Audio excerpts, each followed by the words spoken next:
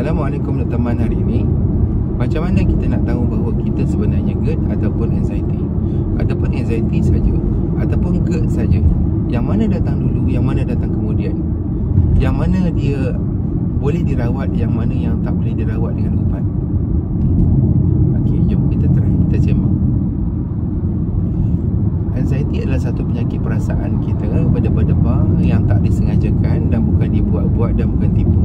Kita akan rasa berdebar-debar, kita akan rasa seram-seram sejuk, kita rasa jantung tu laju, kita rasa oksigen nafas kita tak cukup, kita rasa macam nak mati, kita rasa ngilu sana ngilu sini, rasa berdesing, rasa nak muntah, rasa sendawa, dan sebagainya, tak lepas, takut nak bawa kereta, takut nak naik lift, takut tempat orang ramai, macam-macam perasaan takut dan risau, takut nak tengok itu, takut nak tengok ini dan sebagainya.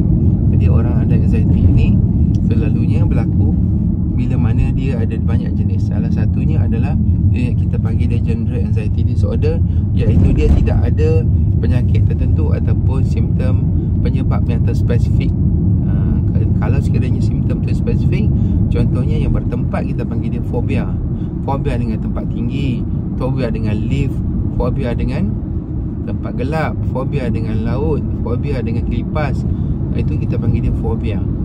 Itu adalah simptom sakit-sakit yang lebih kurang sama. Kita panggil fobia dan anxiety dan panik. Sakit yang banyak berlaku kepada orang sekarang tanpa kita sedar, tanpa kita minta, bahawa penyakit anxiety dan fobia dan juga penyakit panik ini adalah satu simptom penyakit yang boleh turun kepada anak-anak kita. Sebab apa? Sebab ciri-ciri cara pemikiran kita adalah mempunyai ciri-ciri yang sama. Mak ayah kita cepat risau, cepat kongsi, cepat takut, cepat bimbang, banyak soal, banyak soalan, perfectionist, banyak tanya, risau pasal penyakit, risau pasal itu, risau pasal ni, adalah satu ciri-ciri pemikiran ataupun cara tindakan, cara respon yang boleh turun secara genetik, iaitu personality.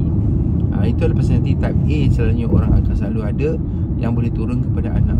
Jadi orang yang personality type B selalunya dia lebih relax, lebih lepak. Dia tak ada masalah bagi dia. Masalah bagi dia adalah masalah kecil saja. Semua benda kecil, yang besar pun kecil. Tong gas habis pun tak ada masalah. Duit tak ada pun tak apa. Tak bekerja pun tak apa. Anak demam pun tak kisah sangat. Isteri demam pun tak berapa kisah sangat. Bagi dia tidak ada yang besar dan tidak ada rushing. Berbanding orang yang personality type A, dia lebih rushing, lebih risau, lebih organized, lebih kalang kabut dan tak boleh feel. Kalau sekiranya tergagal, tak selesaikan satu masalah pada hari tu, maka dia akan mula jadi gelabah, tak tentu arah. Itu adalah personality type A. Type B tak ada masalah, feel pun tak apa, tak buat pun tak apa, buat pun boleh, tak ada pun tak apa, ada pun tak apa. Itu adalah contoh jenis type B. Jadi personality type A ni dan type B ni dia boleh turun kepada anak-anak. Bukan penyakit anxiety, fobia dan panik tu yang turun kepada anak. Personality tu yang ada kepada anak kita boleh turun kepada anak-anak kita. Tak semua anak kita akan follow mak dan tak semua akan follow ayah. Tengok macam mana dia akan turun. Jadi bila anak kita mempunyai personality yang sama seperti kita, cepat risau, cepat kongsi, cepat fikir banyak dan susah hati sebagainya, pada satu hari nanti bila mana dia tersangkut ataupun stuck dengan sesuatu benda, ataupun telah trauma dalam hidupnya, tekanan dalam ataupun pressure ataupun stres yang banyak dalam hidupnya, terutamanya penyakit ataupun dia nampak penyakit, dia baca, dia alami, dia dengar, dia tengok kat YouTube, Facebook, Instagram, WhatsApp dan sebagainya, baca kat Google tentang suatu-suatu penyakit, maka dia akan mula rasa risau dan takut. Apatah lagi kalau sekiranya dia sendiri yang merasai pernah demam, masuk hospital, pernah kena operation, pernah accident, pernah trauma, pernah dimarahi ataupun ditengking, dipukul. Itu adalah salah satu trauma yang akan mencetuskan serangan anxiety ataupun panik ataupun fobia itu akan datang untuk orang yang ada personality type A ini.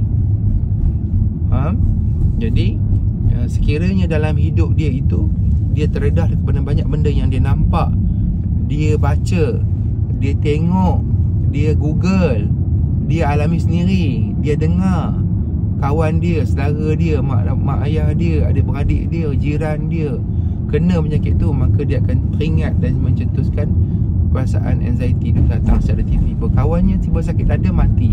Maka selepas tu kalau dia sakit dada, dia akan teringatlah dia akan ada sakit jantung. Jadi benda-benda macam tu lah yang mencetuskan memory ataupun cara tindakan yang secara spontan berlaku kepada orang yang ada personality type A ini. Bukan semua orang akan kena, tapi once trauma tu datang kepada dia, dia stres pula ke, dia pernah ditinggalkan kekasih, ditinggalkan suami, dipukul suami, trauma, dia kemalangan, anak dia sakit, dia sendiri sakit, mak ayah dia sakit, meninggal, kawan-kawan dia baca, dia tengok kat WhatsApp group, maka itu adalah trauma bagi dia. Ketika itulah simptom tu akan mendatang dan berterusan. Dia ingatkan dia sakit jantung, dia ingatkan sakit gastrik, dia ingatkan dia GERD, dia ingatkan dia ada masalah otak, dia ingatkan masalah jantung, paru-paru dan sebagainya. Dia pergi cek, dia pergi skop, dia pergi teropong, dia pergi ECG, dia ambil darah, dia ambil urin, pergi kecemasan, pergi x-ray, pergi itu, pergi ini, macam-macam. Dia pergi berubat kampung, jumpa ustaz, pergi macam-macam dia akan buat, macam-macam dia akan pergi buat test. Dan semua ubat-ubat yang doktor kasih semua tak berkesan bagi dia. Semua result semua normal. Dia pun pelik, lama-lama maka akan jadi gila. Jadi penyakit anxiety ni kalau tak dirawat, lama-lama dia akan jadi tekanan kepada dia, akan jadi kemurungan ataupun depression, sampai peringkat mild, moderate ataupun severe, sampai meningkatkan rasa macam nak bunuh diri pun ada. Okay? Jadi penyakit anxiety ni adalah penyakit yang di bawah rawatan pakar-pakar psikiatris, tetapi bukan bermaksud dia adalah penyakit yang dalam masuk psikotropik ataupun sakit ataupun penyakit yang kita panggil dia macam schizophrenia ataupun depression ataupun manic kan, atau bipolar dan penyakit-penyakit lain yang kita panggil orang kata gila tu. Dia bukan penyakit gila, dia adalah penyakit perasaan. Walaupun di bawah rawatan psikiatri, tapi dia tidak dikategorikan sebagai sakit yang gila. Dan dia bukan buat-buat, dia bukan tipu, dia bukan sengaja, dia bukan sengaja nak buat, dan dia bukan sengaja tak boleh lawan. Dia tak tahu dan dia sendiri akan alami dan rasa benda tu.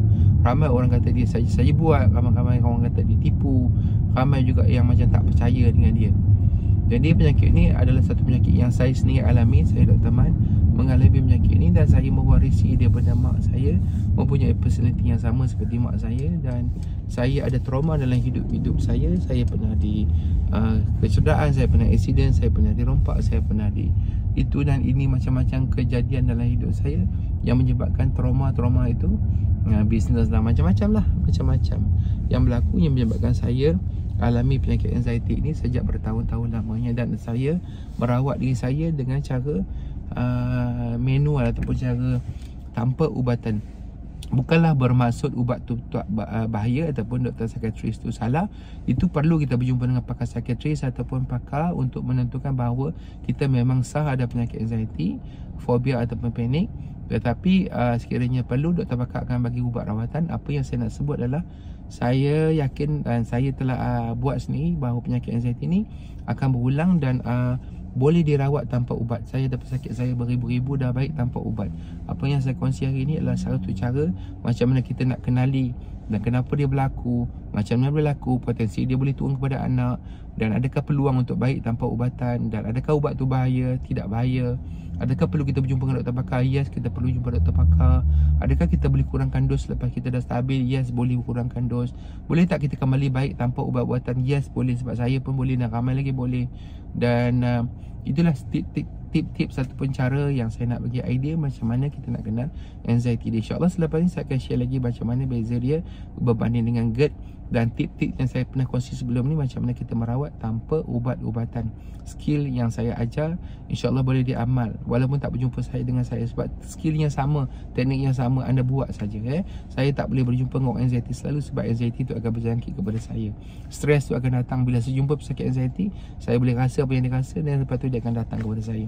Saya pun akan dapat serangan anxiety juga. Okay, so itu saja saya kongsi hari ini. InsyaAllah saya akan share. Jangan lupa subscribe saya punya YouTube channel. Jangan lupa tekan butang bell, loceng, dan jangan lupa follow YouTube saya, Facebook saya banyak live, IG saya banyak live, dan juga dekat TikTok saya Dr. Man.